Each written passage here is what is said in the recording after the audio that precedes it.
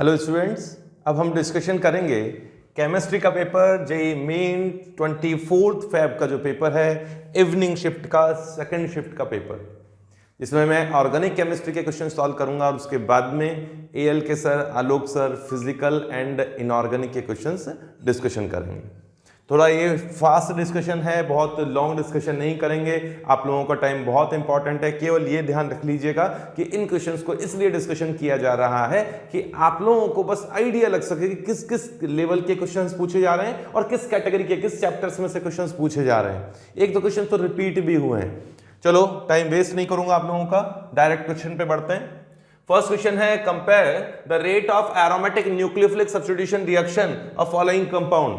Generally aromatic compounds पे nucleophile attack ना करके इलेक्ट्रोफाइल अटैक करता है, क्योंकि एरोमेटिक रिंग पर इलेक्ट्रॉन डेंसिटी ज्यादा होती है। But strong electron withdrawing groups की प्रेजेंस में, नाइट्रो जैसे स्ट्रॉन्ग इलेक्ट्रॉन विड्रॉइंग ग्रुप्स की प्रेजेंस में न्यूक्लियोफाइल एरोमेटिक रिंग पे रिएक्शन कर सकता है और न्यूक्लियोफिलिक सब्स्टिट्यूशन रिएक्शन भी हो सकती है, जिसे हम लोग नॉर्मली ArSN2 रिएक्शन कह देते हैं। तो यहां न्यूक्लियोफाइल की रिएक्शन होगी इजीली। इस जगह 3 नाइट्रो ग्रुप हैं, यहां 2 नाइट्रो ग्रुप हैं, यहां केवल 1 नाइट्रो ग्रुप है। इन दोनों नाइट्रो ने इन पोजीशन पे इलेक्ट्रॉन डेफिशिएंसी क्रिएट की है। इस नाइट्रोजन ने भी इस पोजीशन पर, यहां और इस पोजीशन पे इलेक्ट्रॉन डेफिशिएंसी क्रिएट की है। यहां तो रिएक्शन ही नहीं होगी, बड़ी मुश्किल रिएक्शन है। और यहां भी तीनों नाइट्रो ग्रुप ने मिलकर इलेक्ट्रॉन डेंसिटी कम कर दी है अपनी ऑर्थो एंड पैरा पोजीशन पे। तो सबसे आसानी से रिएक्शन होगी इस फोर्थ में, क्योंकि 3 नाइट्रोजन ने इलेक्ट्रॉन डेफिशिएंसी क्रिएट की है। न्यूक्लियोफाइल हिम्मत कर लेगा, रिएक्शन कर लेगा और Cl को रिप्लेस कर देगा। तो सबसे फास्ट रिएक्शन होगी फोर्थ पर, क्योंकि 3 नाइट्रो ग्रुप हैं। फिर थर्ड पर केवल 2 नाइट्रो ग्रुप हैं, और फिर सेकंड और फिर फर्स्ट। ऑप्शन आप देख लीजिएगा, आंसर्स तो जैसा भी होगा। तो आंसर वैसे तो फोर्थ हो ही गया। नेक्स्ट क्वेश्चन पे बढ़ेंगे। 2 क्वेश्चन लिख दिए एक साथ। What is S in Buena S? Buena S में क्या है? कुछ नहीं है, ये तो यार सिंपल क्वेश्चन है। ब्यूटाडाइईन एंड स्टाइरीन के कॉम्बिनेशन से, रिएक्शन से ये बनता है ब्यूना एस। ऐसे ही ब्यूना एन भी होता है जिसमें एक्राइल और नाइट्राइल है। तो यहां एस जो यूज किया गया है ये बनता है ब्यूना एस, और एस यूज किया जाता है फॉर स्टाइरीन। ठीक है, स्टाइरीन के लिए बहुत इजी क्वेश्चन है। नेक्स्ट है, which of the following set of reagent is use for convert nitrobenzene to one three dibromobenzene. और यहां केवल एक ही ऑप्शन गिवन है। देखिए वैसे तो इसके चारों ऑप्शन आए होंगे, जो स्टूडेंट ने हमें क्वेश्चन भेजे हैं उसने वही आंसर जो उसने लगाया था वो आंसर लिख के भेज दिया है, पर जो क्वेश्चन है वो आप समझ गए होंगे। इंटर कन्वर्जन का क्वेश्चन भी आया है, और इंटर कन्वर्जन में पूछा गया है कि नाइट्रोबेंजीन से बनाना था 1,3-डाइब्रोमो नाइट्रोबेंजीन, ये बनाना था। ठीक है,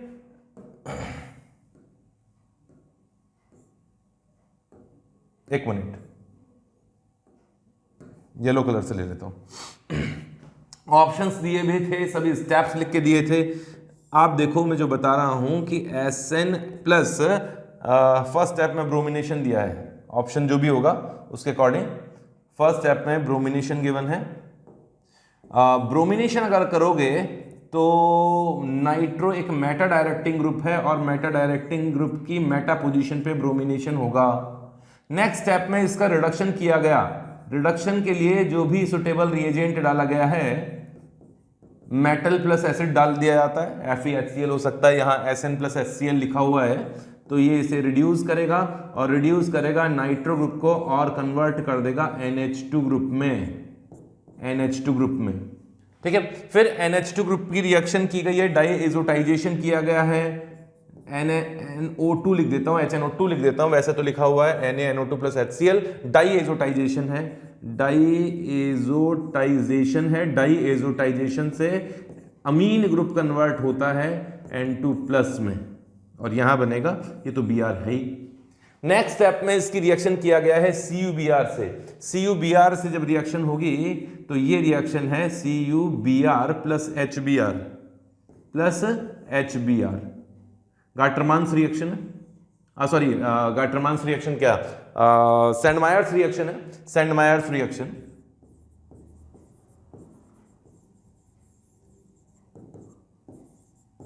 और सैंडमायर्स रिएक्शन में ये जो एजो ग्रुप है वो रिप्लेस हो जाएगा ब्रोमीन से, मेटा डाइब्रोमोबेंजीन फॉर्मेशन होगा। ऑप्शन जो भी होगा, पर मैंने आप लोगों को मेथड बता दिया कि इस मेथड से इस कंपाउंड में कन्वर्ट किया जा सकता है। 4 स्टेप में ये इंटर कन्वर्जन दिया गया था। चलो नेक्स्ट क्वेश्चन पे बढ़ते हैं। अगेन क्वेश्चन है, ये तो कुछ नहीं है, ये तो ऊपर वाले क्वेश्चन का ही आ गया है लिखा हुआ। क्वेश्चन है the reagent used to convert the following reaction. ठीक है, फॉलोइंग रिएक्शन ये है और रिएक्शन में केवल और केवल इस कीटोनिक ग्रुप का रिडक्शन किया गया है और इसे CH2 में कन्वर्ट किया गया, एल्कीन को रिड्यूस नहीं किया गया। ए ऑप्शन देखिए, ए ऑप्शन में हाइड्राजीन प्लस बेस का यूज किया गया है। हाइड्राजीन बेस जब यूज करते हैं तो ये है Wolff Kishner reduction, Wolff Kishner reduction,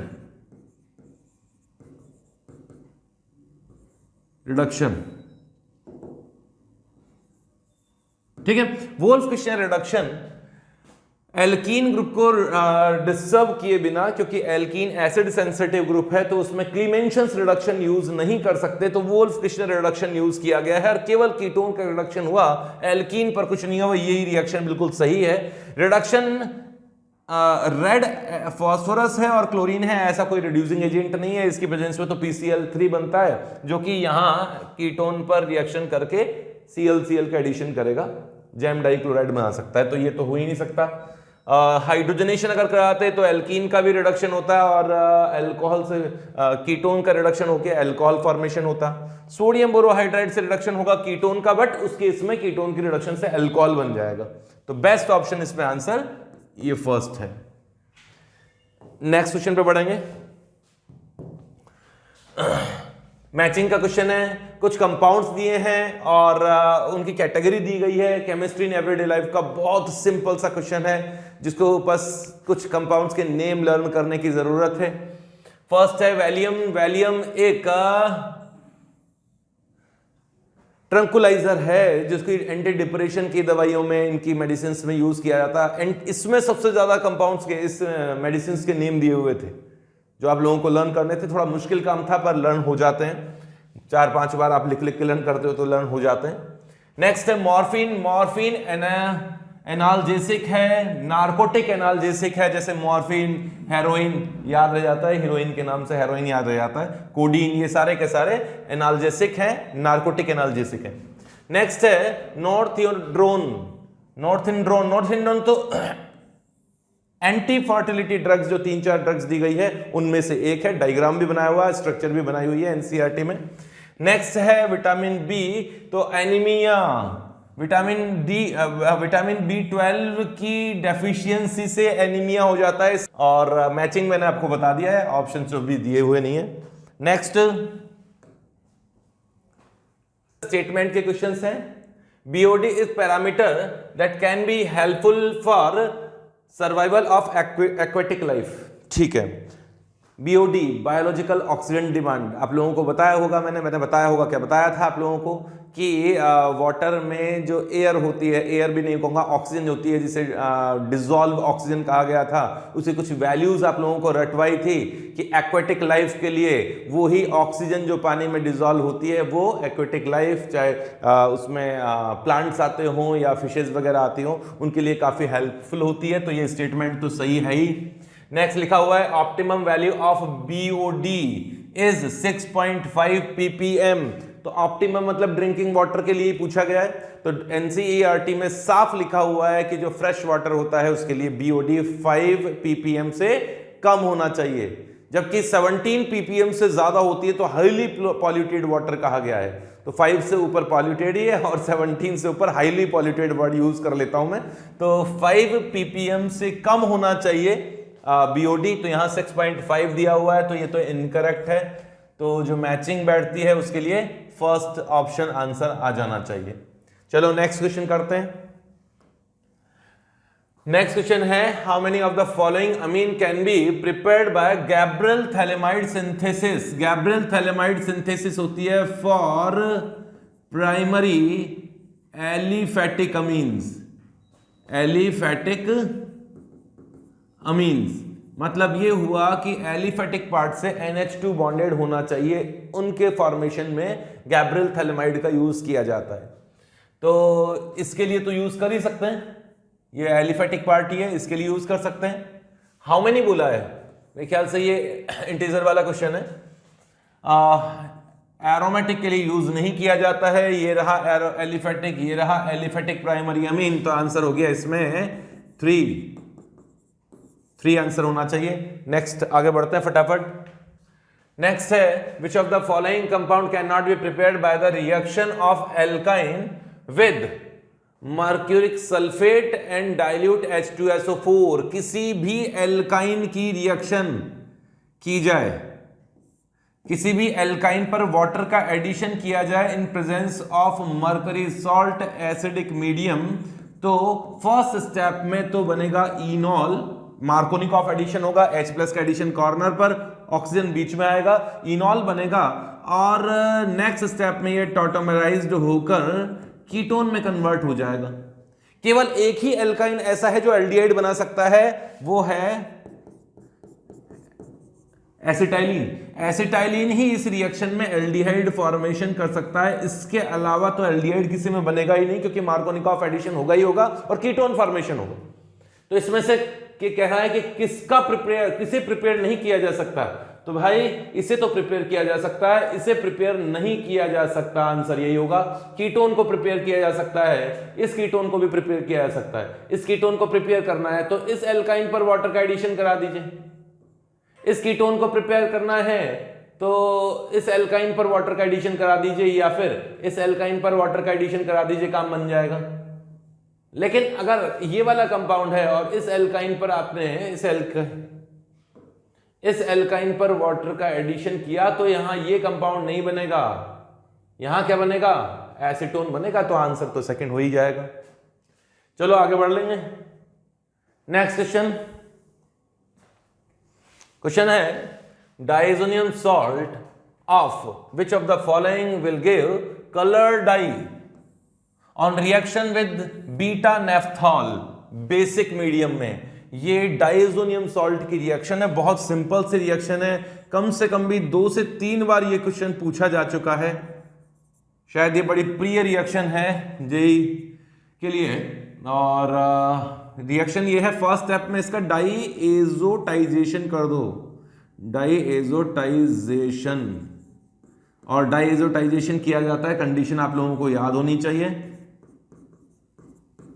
025 degree Celsius में नाइट्रस एसिड से रिएक्शन होता है, और जब इसकी रिएक्शन बेसिक मीडियम में बीटा नेफ्थॉल से करते हैं तो आपको बताया हुआ है इस पोजीशन पर रिएक्शन होती है, बेसिक मीडियम में रिएक्शन होती है और कलरफुल डाई फॉर्मेशन होती है। यहां कपलिंग रिएक्शन हो गई, कपलिंग रिएक्शन, और कपलिंग रिएक्शन से एक एजो डाई फॉर्मेशन होती है जिसका स्ट्रक्चर कुछ इस तरह से होगा। ठीक है, तो ये कौन कर सकता है, ये केवल एरोमेटिक प्राइमरी अमीन ही डाईएजोटाइजेशन कर सकते हैं। एरोमेटिक प्राइमरी अमीन का टेस्ट है, आप मान लीजिए, सेकेंडरी अमीन ये टेस्ट नहीं दे सकता, और एलिफैटिक तो दे ही नहीं सकता क्योंकि एलिफैटिक डाइजोनियम सॉल्ट बनाता ही नहीं है, 0 to 5 डिग्री सेल्सियस पे रिएक्शन होती है। ठीक है, तो यहां केवल ये फोर्थ ऑप्शन ही एरोमेटिक प्राइमरी अमीन है, इसके अलावा तो ये सेकेंडरी अमीन है, ये टर्शरी अमीन है, और ये एलिफैटिक अमीन है। आंसर इसका हो गया फोर्थ। नेक्स्ट क्वेश्चन पे बढ़ाएंगे, तो बस यहीं तक, इसके बाद में फिजिकल के क्वेश्चन सर डिस्कशन करेंगे। ओके,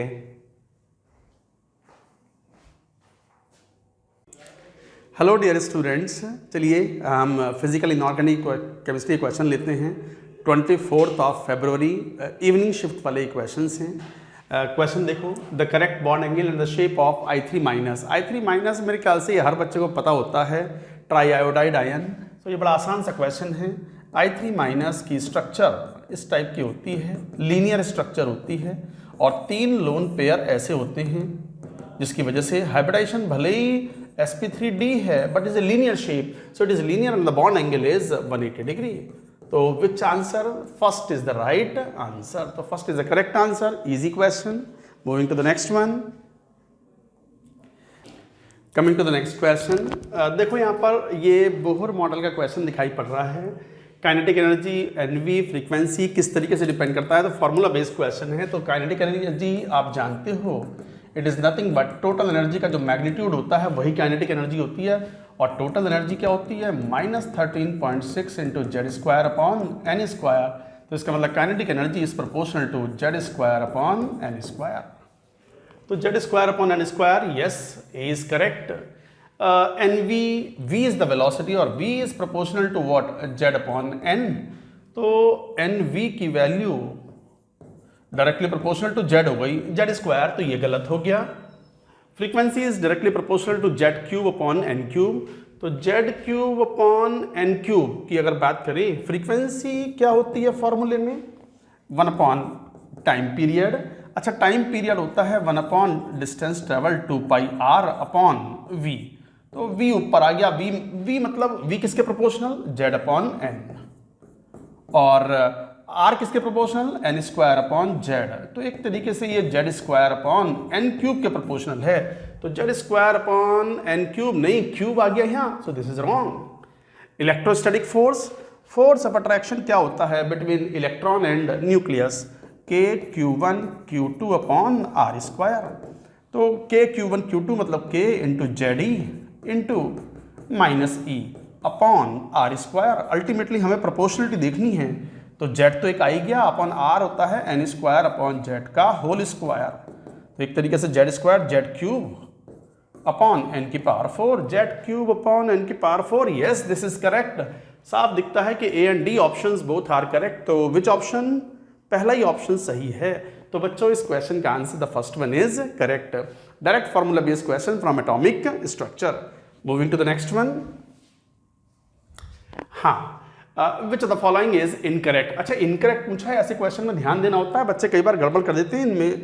तो अगर इनकरेक्ट की बात करें तो Cr2 इज एम्फोटेरिक, नहीं, ये तो सही है। RuO4 इज ऑक्सीडाइजिंग एजेंट, +8 में है, तो +8 तो एक बढ़िया ऑक्सीडाइजिंग एजेंट होता है, तो yes it is oxidising agent. VOSO4 is reducing agent, नहीं, ये भी +4 में है, अच्छा ऑक्सीडाइजिंग एजेंट है। Ruby appears due to the presence of cobalt 2+, नहीं, रूबी रेड होता है। रूबी रेड एक जेमस्टोन है, कोरंडम बेस। कोरंडम मतलब Al2O3 and that contains chromium 3+। Chromium 3+ ion present होता है, नॉट कोबाल्ट 2+, तो दिस इज रॉन्ग। कोबाल्ट 2+ दिया हुआ है, यही गलत है, क्रोमियम 3+ होता है। सो फोर्थ इनकरेक्ट मींस फोर्थ। ऐसा क्वेश्चन अभी 2020 में जेईई मेन ने फिर पूछा हुआ है, वो शायद सफायर के बारे में था, जो जेमस्टोन होते हैं। तो ये फैक्चुअल क्वेश्चन है, याद होंगे तो होंगे वरना नहीं होंगे। Moving to the next one. हाँ, देखो दो क्वेश्चन एक साथ आ गए यहाँ। Which of the following order of the melting point is correct. Melting point में अगर ध्यान से देखो, दो कंपेयर करवा रहे हैं। MgO कम नहीं हो सकता, MgO तो रिफ्रैक्टरी में यूज करते हैं because of the very high strong lattice. It is one of the most stable compound, thermally decompose ही नहीं होता। Melting point is of the order of 2800 degree Celsius. तो मैग्नीशियम ऑक्साइड जो है उसका मेल्टिंग पॉइंट हाईएस्ट होगा इन सब में। हाईएस्ट वाला कौन सा? ये हो नहीं सकता, ये हो नहीं सकता, ये हो नहीं सकता। Third is the right answer, आपको देखने की जरूरत ही नहीं है। तो मेनली इसमें जो लेटिस एनर्जी है, तो लेटिस एनर्जी अगर ज़्यादा है इन कंपाउंड्स में तो मेल्टिंग पॉइंट ज़्यादा होगा। एंड लेटिस एनर्जी का जो फॉर्मूला होता है that is directly proportional to Q1 Q2 upon R। So this is the expression. इस एक्सप्रेशन से देखें तो चार्ज वाइज तो ये कंपैरिजन में सेम है, जिसका साइज छोटा उसके लिए लेटिस एनर्जी ज़्यादा, तो मेल्टिंग पॉइंट भी ज़्यादा। तो MgO में चार्ज का फैक्टर भी है and that is dominant factor. But याद भी रखना है, मैग्नीशियम ऑक्साइड रिफ्रैक्टरी के रूप में यूज करते हैं in the blast furnace and many other furnaces. तो ये अपने आप में बड़ा इंपॉर्टेंट था। तो answer is third. Spin only magnetic moment of the following complexes, जरा देखना।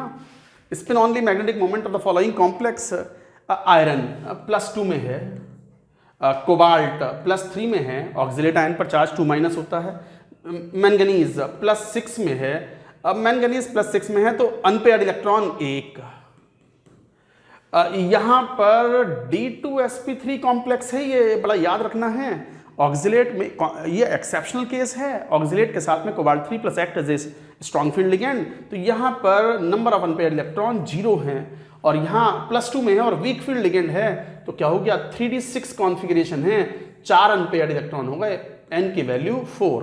तो 4 अनपेयर्ड इलेक्ट्रॉन का मतलब स्पिन मैग्नेटिक मोमेंट कितना, mu is equal to square root 4 × 6 x × x + 2 Bohr magneton, तो कितना हो गया 24, नियरली 4.9 के आसपास। 4.9 ये पहला ऑप्शन, 4.9 0 1.76 1.76 क्यों, बिकॉज 1 अनपेयर्ड इलेक्ट्रॉन है तो म्यू की वैल्यू कितनी हो गई स्क्वायर रूट 1 × 3, तो 1.73 के आसपास, ठीक है, अप्रॉक्सीमेटली 1.76 चलेगा बोर मैग्नेटॉन। तो first is the right answer. 3 option होने चाहिए, या शायद रह गया, यहाँ एक 0 होगा, 0 टाइप कर लेना। मेमोरी बेस्ड क्वेश्चन है, जैसे बच्चों ने बताया, एग्जैक्ट क्वेश्चन तो जब आएंगे 3-4 दिन के बाद में, तो will come back again to you with the exact solutions of the exact questions of the JEE main February attempts. हो गए दोनों क्वेश्चंस, आसान क्वेश्चन था। So what is the answer, first is the right answer. Moving to the next one. हाँ, alpha sulphur beta sulphur S2, find how many of paramagnetic. Alpha और beta sulphur, what is alpha sulphur, S rhombic, and S rhombic is nothing but S8 diamagnetic। Beta sulphur S monoclinic, ये भी S8 diamagnetic। फिर कौन, S2 is similar to O2, 2 unpaired electrons हैं भाई इसमें। There are 2 unpaired electrons in S2. It is similar to the O2. तो बस how many of them are paramagnetic? तो आंसर, ये शायद न्यूमेरिकल टाइप का क्वेश्चन होगा, इसमें आंसर हो गया 1। Only 1 is paramagnetic out of 3. Next one. Which of the following can be used for clotting of the blood? Blood is negatively charged soul. Negative soul. बच्चे यही confuse होते हैं कि सर ब्लड में जो हीमोग्लोबिन है वो तो positive, haemoglobin is one small component of the blood, overall blood is negatively charge और नेगेटिवली चार्ज सोल है। तो हार्डी-शुल्ज रूल के चलते जिस कैटायन पर मैक्सिमम वैलेंसी होगी that will be most effective for coagulating it. Most effective यहाँ +1 है, यहाँ +3 है, बस यही आंसर। यहाँ +2 है, यहाँ +2 है, तो which is most, 2 is the right answer. This is an important question, पहले भी इन्होंने इस तरह के क्वेश्चंस पूछे हुए हैं। Moving to the next one. हाँ, 3C2H2 C2H6 गिवन दैट, अच्छा ये गिब्स फंक्शन की वैल्यू दी भी है लॉग के। ये एक तरीके से यूं मान लो कि 24 तारीख की जो मॉर्निंग शिफ्ट है उसमें भी बिल्कुल सिमिलर क्वेश्चन पूछा गया था। तो मैथमेटिकली क्या करोगे, delta GR0 will be equal to G values of the C6H6 -1.4 × 10⁵ -3 × 2.4 × 10⁵ is equal to, हमें log k की वैल्यू तो -2.303 × R की वैल्यू 8.314 इंटू टेम्परेचर इज 25 तो 29 कैलकुलेशन हो गई, and log of what, k equilibrium constant on base 10।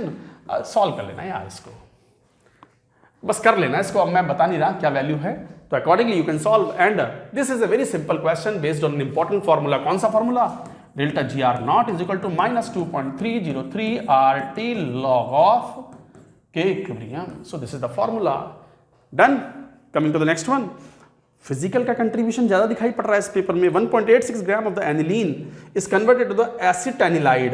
Organic compounds हैं तो aniline जो होता है C6H5 NH2 and this has been converted through some chemical reaction acetanilide, acetyl group लगा दिया H हटा करके, तो C6H5 NHCO CH3।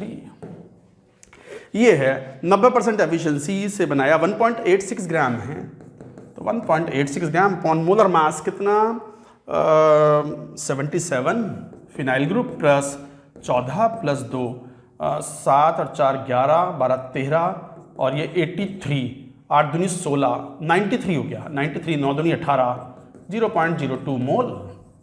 ठीक है, अब क्वेश्चन में कुछ मेंशन नहीं किया कि रिएजेंट कौन है कैसा है, तो फिर ये मान लो कि 1 मोल से ये 1 मोल ही मिलता है, तो 0.01 मोल ये भी मिलेगा, 0.02 मोल मिलेगा ये भी, बट नहीं इतने मोल मिलेगा नहीं, 90% एफिशिएंसी है इंटू 0.9, इतने mole into molar mass. I think the molar mass of this we can add कितना 77 प्लस 14 1 15 प्लस 12 और 16 26 28 प्लस 15 जोड़ना 8 और 5 13 और 5 18 और 7 25 2 2 3 और 2 5 और 1 6 और 6 2 12 13 135 से मल्टीप्लाई कर देना, you will get the answer. तो मास कितना आ गया ग्राम में, 9 दूनी 18 तो 0.9 2 इंटू 9 इंटू 10 की पावर -3 135 इंटू 10 की पावर -3 ग्राम। सॉल्व कर लेना भाई, calculations on your own, express solutions दे रहे हैं, इसका मतलब कैलकुलेशन खुद कर ले। Conceptually we are telling like this. तो ये थे क्वेश्चंस और आगे बढ़ेंगे। Coming to the next one. हाँ, freezing point of the benzene is 5.5 degree Celsius. ठीक है, 10 gram solution in colligative property depression in freezing point का क्वेश्चन है। क्या formula, freezing point of solvent जो कि कितना दिया हुआ है 5.5, ये सॉल्वेंट हुआ, benzene is solvent here, minus freezing point of solution, solution का freezing point would be equal to I की वैल्यू 1। क्यों, ये है सॉल्यूट और ऑर्गेनिक नेचर के इस तरह के सॉल्यूट होते हैं तो they do not undergo ionisation और dissociation. Into KF is 5.12 into molality how much mixed with 10 gram, तो 10 gram upon molar mass of C4H10, तो 12 चौक 48 और 10 58 58 divided by how much 0.2 kg molality, ये mole. What is unknown here? This we can calculate. So this solution we can find out. Calculation आप स्वयं करें and we can do the calculation like this. Again formula based question. I की value 1 लिया, ध्यान दें. This is I. Van 't Hoff factor is 1 for the organic molecules which do not undergo ionization in the solution like this. Coming to the next one, de Broglie's wavelength of the proton. Morning shift में भी यही सवाल पूछा था, but उसमें species थोड़ी अलग ली थी। तो de Broglie's wavelength of the proton and alpha particle is same. तो इसका मतलब आपको तो पता है कि de Broglie wavelength is equal to H upon M into V, और ये सेम है। तो इसका मतलब M इंटू V का प्रोडक्ट प्रोटॉन के लिए तो M of proton into velocity of proton is equal to mass of alpha particle into velocity of alpha particle would be there. Calculate the ratio of their velocities, तो velocities of proton upon velocities of alpha particle is equal to mass of alpha upon mass of proton, 4 गुना होता है ये, answer is 4। तो answer for this question is 4। Easy question, ये numerical type या single digit वाला question है, उसमें आया होगा। मूविंग फर्दर, हाँ, if H plus is change from 1m to 10 to the power -4m, find out the change in the electrode potential. अच्छा, तो ये MnO4 माइनस को कन्वर्ट कर दिया Mn2 प्लस में। आप जानते हो +7 ऑक्सीडेशन स्टेट से +2 में कन्वर्ट हुआ है, तो बैलेंस करोगे तो ये 4H2O 8H प्लस और साथ में 5 इलेक्ट्रॉन आ जाएंगे, हो गई बैलेंसिंग। अच्छा, क्या कह रहे हैं, 1m से 10 to the power -4m किया, तो E is equal to E naught जो है वो 1m पे था, -0.059 upon how much electrons, 5 electrons and log of concentration of Mn2 plus 1, ये 1m दी हुई है, MnO4 -1 and 10 to the power -4 की पावर 8, 10 to the power -4 की पावर 8। तो हमें डिफरेंस ही पूछा है, तो E माइनस E नॉट का जो डिफरेंस है -0.0591 अपॉन 5 लॉग ऑफ 8 चौक 32, 10 की पावर 32 ये हो गया, तो -0.06 ही ले लो, हटाओ, ऑन 5 इंटू 32, बस सॉल्व कर लेना, यही आंसर हुआ। कई बार डिफरेंस हम नंबर में रिपोर्ट करते हैं तो माइनस साइन की ऐसी कोई सिग्निफिकेंस नहीं होगी, but answer is like this. Coming to the next one, VmL of the hydrocarbon CXHY requires 6 VmL of the oxygen for the complete combustion। तो combustion की रिएक्शन करवाओ, तो what is the combustion reaction? C6Hy plus X plus Y by 4 O2 will form XCO2 plus Y by 2 H2O। ये अलग था, वो अलग है भाई, ठीक है। ये VmL था, ये 6V चाहिए और ये 4V मिला। साफ दिखता है कि 1 से X मिला तो XV से 4V मिला, तो X की वैल्यू तो 4 हो गई, राइट। 1 से कितना मिलेगा, यूनिटरी मेथड अप्लाई करो तो क्या मिला, एक तो ये इक्वेशन आ गई, दूसरा V into x plus y by 4, this is the volume required of the O2 which is given equal to 6V। तो V से ये V कैंसिल हो गया, यहाँ से X की वैल्यू 4 है, तो 2 और बचा, y इज इक्वल टू 8। तो फॉर्मूला क्या हो गया, C4H8। पूछा क्या है इन्होंने, determine y, so answer of y is 8, so that's it, 8 is the right answer। Physical ज़्यादा है बट आसान है। कमिंग हियर, हाँ ये केमिकल काइनेटिक्स का क्वेश्चन है। सुक्रोज, ग्लूकोज और फ्रक्टोज में फर्स्ट ऑर्डर से चेंज हो रहा है। log 2 की वैल्यू 0.3 दी हुई है, हाफ लाइफ 3.3 आवर्स दी हुई है। तो फ्रैक्शन रिमेनिंग, अब ध्यान दो, जैसे sucrose converting to glucose plus fructose, A00 A minus x x x, ठीक है। तो फॉर्मूला क्या हुआ, T फ्रैक्शन हाफ लाइफ दी हुई है 9 घंटे में, तो T is equal to 9 hours is equal to 1/K, मतलब ln2 upon half life is 3.33 hours and ln what, A upon A minus x. तो ये एक्चुअली फ्रैक्शन क्या हुआ, फ्रैक्शन डिकम्पोज्ड, फ्रैक्शन रिमेनिंग पूछ रहे हैं, तो फ्रैक्शन रिमेनिंग मतलब remaining amount upon initial amount.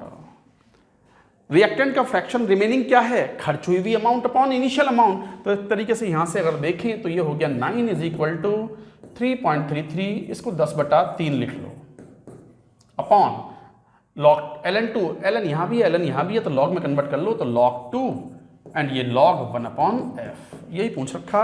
तो 10/3 9 या 27, 2.7, तो 2.7 into 0.3 is equal to log 1/f। तो कितना हो गया, 27.81 हो गया log 1/f की वैल्यू, ठीक है। अच्छा 100 करके पूछा है, तो फिर क्या वैल्यू हो गई, 100 इंटू log 1/f की वैल्यू कितनी आई है, 0.81, तो answer should be 81, that's it, easy question. Determine volume occupied by the 4.75 gram of the acetylene gas, acetylene कौन, C2H2 gas, at this much pressure and directly PV is equal to nRT। तो what to do, pressure 740/760 into volume we have to find out number of moles, 4.75/C2H2, 12 दूनी 24 और 2 26, 26 into R की value 0.0826, थोड़ा calculation heavy सी लग रही है इसमें, into temperature 50, मतलब 273 + 50। Once you solve you can find out the volume, that's it। ये थे क्वेश्चंस। तो बच्चों these were the questions of the physical inorganic chemistry on 24th evening shift और second shift. That's it for now.